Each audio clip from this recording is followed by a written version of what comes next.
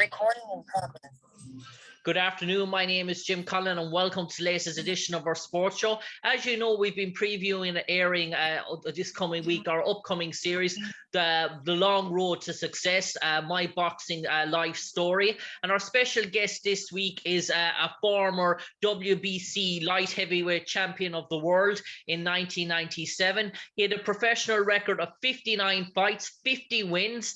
He had over 30 KOs, 8 losses and 1 draw. He competed in the 92 Olympics, and some of his memorable victories came twice. He beat James Lights Out Tony, and he defeated Roy Jones Jr. as well.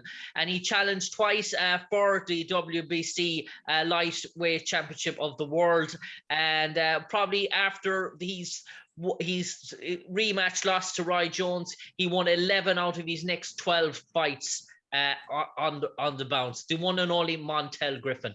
Montell, first of all, great to speak to you, sir. And growing up, what made you a boxing sort of fan? I suppose I spoke to numerous good few boxers down through the years, and they all say it was that inspiration of whether it was Joe Frazier or Muhammad Ali or George Foreman back in the late 70s, early 80s.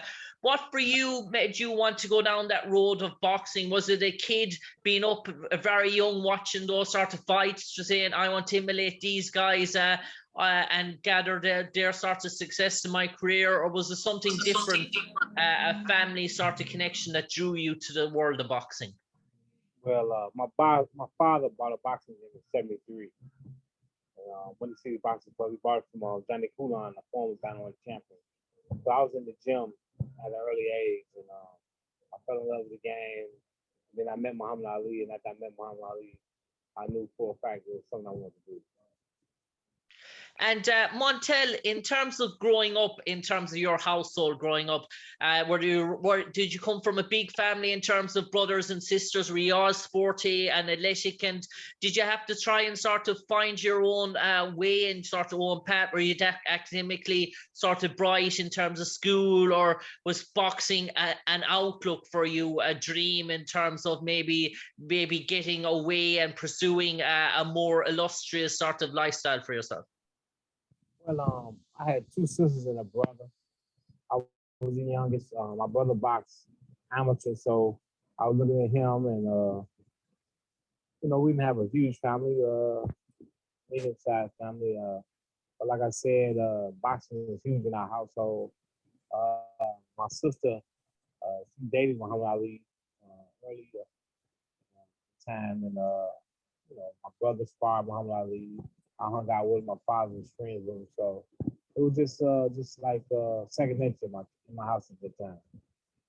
And Montell, in terms of, were you good at other sorts of sports? Were you athletic in terms of track and field? Did you play football, sort of basketball, or was there a very much a boxing orientated family? Football is my favorite, my best sport. But my mother wouldn't let me play football in high school. But that was my best sport. Basketball is my favorite sport, but like I said, I don't even look at boxing as a sport. It's just part of my life. It's I've been in boxing, been in my life my whole life, so I don't look at it like that. And Montell, in terms of your amateur career now, and in terms of 36 wins and 5 defeats in your amateur career, you won the light heavyweight title. At 15, at 16, did you feel that you were maybe on that road to progression in terms of the Olympics? Was it a real sort of path? When did boxing start to take off for you in terms of your amateur career, that the dream of competing in Olympics was a possibility? Well, I quit boxing when I was 12 years old. My father died in 1983. I quit boxing when I was 12, going on 13, and I didn't box for 8 years. I came back a year before the Olympics, and I made the team with 30 amateur fights. That record is not real. My amateur record was 33-3. I only lost to 2 fights with Jeremy Williams in the German Olympics, which all 3 of them I won. So that record is not real. But yeah, I took off for 8 years, so I came back in 1 year. Okay. And Montell, I'm just going to pause here just for a second. If there's any chance, Montell, I'll just pause and edit. You could start to turn up your volume there in terms of you just come across. It's just the speakers there. It's just a bit low. Okay, you hear me better now? Perfect. I can hear you better now. Yeah.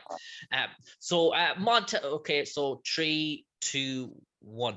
And Montell, in terms of your amateur career and competing in the Olympics, it's always a great dream for everyone to compete in the Olympic sort of games. And competing in the 1992 Olympics in Barcelona, did your family and loved ones go out there to see you in Barcelona? And was it a nervous and exciting time as a youngster competing in a different country, competing for the Olympic Games? No, I was by myself. My mother didn't want me boxing. I moved. I packed up and moved to LA and started boxing by myself. So when I went to Barcelona, I went by myself. Pretty much did everything by myself. Okay. And obviously being in Olympic Games, the spectacular, all of it, all athletes all over the world, and you're on this sort of journey by yourself. Did you get to take in much of it? Were you sort of starstruck with everything going around you? The Castle make it enormous of what is an Olympic Games? Well, it was the greatest experience of my life. Seeing Carl Lewis, the Dream Team, all these guys, and they being successful is just a beautiful thing. And Montell, was it the ambition after the 92 Olympics then to go professional? And was there many offers in terms of management, in terms of agents, in terms of securing your status after the 92 Olympics? And who'd you decide to plump with? And was it a difficult decision? Well, the way my fight ended, I wasn't like a big amateur star, but I beat everybody. I was, making history, and the way my fight ended, with me losing in the disqualification, you know what I'm saying, it showed I didn't get the gold medal, so I can't say that I'm a gold medalist. So, you know what I'm saying, it was a crazy situation. I'm sorry. Somebody, am I blacking out? No, you're fine. No, I can hear you perfect. Yeah. Okay, yeah. So yeah, it was just the situation was kind of crazy. So I really wasn't sought after turning pro. But the Duvas, James, Tony, they tried to manage me. Things just didn't work out. So I ended up signing with a lawyer here in Chicago. And in terms of, you build a sort of a record sort of quick and fast in terms of shooting up the victories fairly quick. Was it fairly rigorous that first year and second year as a professional? Did the fights come thick and fast in terms of getting to sort of 10-0 and sort of that's where the first 10 fights, was it go sort of a situation?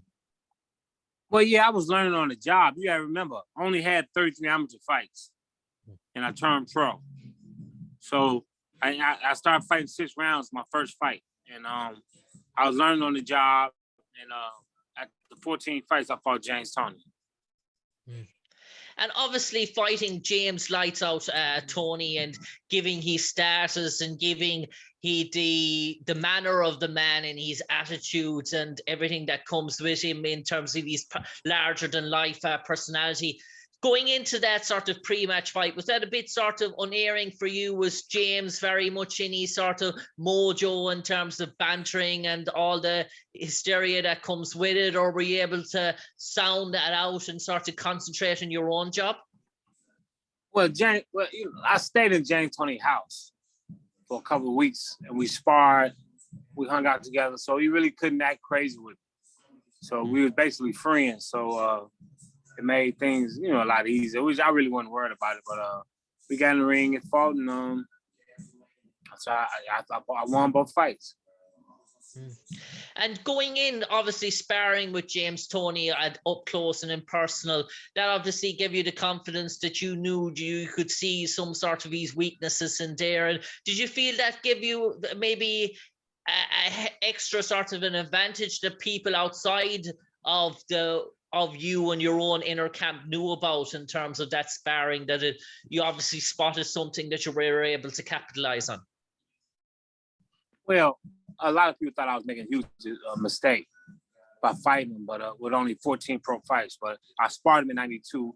3 years later, I know how he got better. I know he hadn't gotten any better. So I took the fight. And Montell, that brings us on now to the first fight with Roy Jones Jr. And obviously every sort of boxer's dream growing up is to get in the ring with sort of Roy.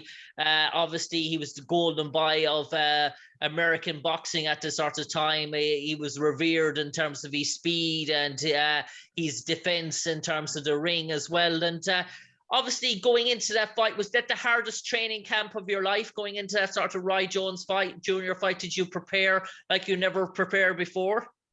Yeah, of course. Every fight, I tried to amp it up a little bit more and more.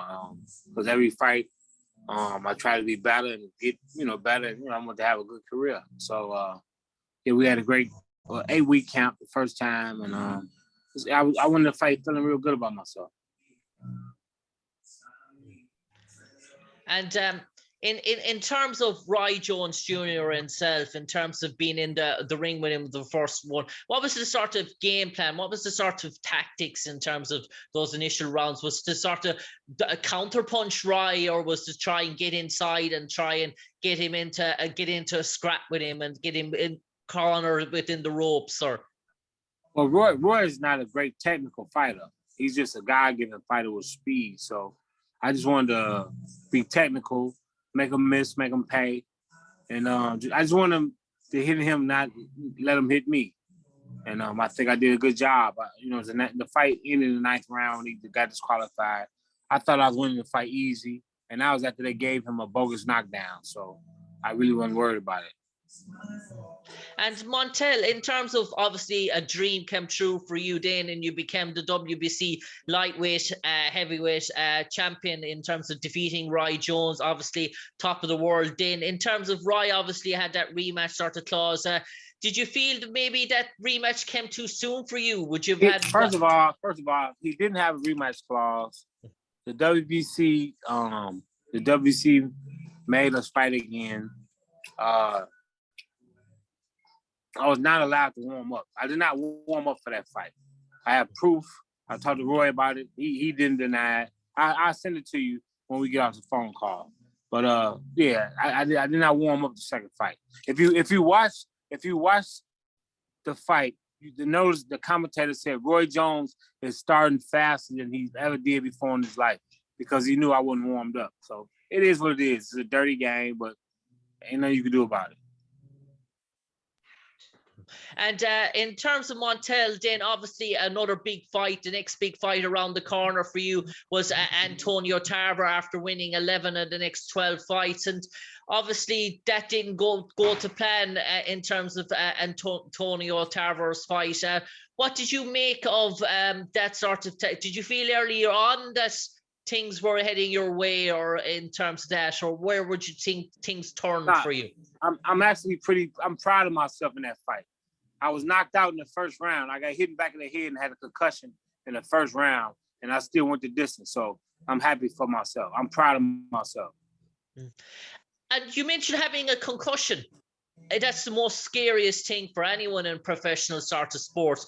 When you went over to the corner then and you spoke to your management and you spoke to your coaches, did they say to you, listen, listen, you have a concussion, we're going to pull you? Did you say, no, I want you to stay on? They didn't even know. They didn't know what was going on. I was fighting off memory. I don't even remember the fight. Like I said, after the fight, I went to Tarver's dressing room and said, man, why you hit me in the back of the head? And he said he ain't do it on purpose, but it is what it is, bro. You know what I'm saying? I've been through a lot of BS in my life, and it's just nothing I can do about it. It is what it is. And Montell, obviously you've a thorough sort of career, as we said, 59 fights, 50 wins in terms of that. Is there any sort of fight that maybe that you wanted throughout your career that got away from you?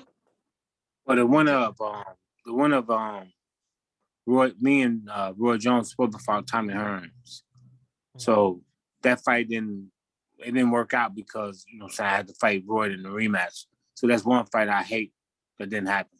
I wanted to have that fight with Tommy Hearns on my resume. Yeah. Obviously, that would have been an iconic fight given Tommy's legendary status as well. And Montell, if you to look in the mirror now and you look back at the 30-year-old boxer in his prime, top of the world, WBC light heavyweight title, how would you describe him? What would you say were his main attributes in terms of his boxing skills? Who are you talking about? Yourself. Man, I did the best I could with what I was dealt, the card I was dealt. I'm 5'7" fighting light heavyweight. Everybody I fought was taller than me. I just tried to do the best I could, man.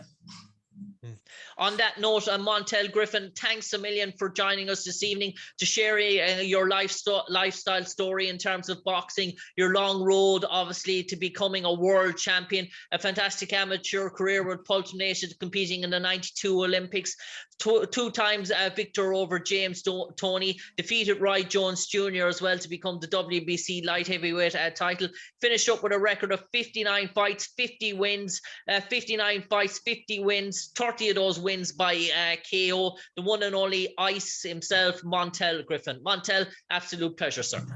Hey, thanks. Before I go, I want to say thanks for having me on the show. I have a book out about my life called The Ice Life. The link is theicelifebook.com. It tells you everything that I went through in my life. I wasn't the best fighter. I didn't have the best career. I didn't have the best life, but I was a kid to make a second chance with his life. I quit at 12 years old. I came back at 21. I made the Olympic team with 30 fights. I beat James Toney with 14 fights. So check it out. It's a good read, The Ice Life. And the link is theicelifebook.com. We do urge all our viewers to do check that out, The Ice Life, in terms of Montell's Griffin sort of book, and do purchase a fascinating read. I'll be getting onto that myself in terms of their future as well. Montell, an absolute pleasure, sir. Thank you. The Ice Life, champ. Respect.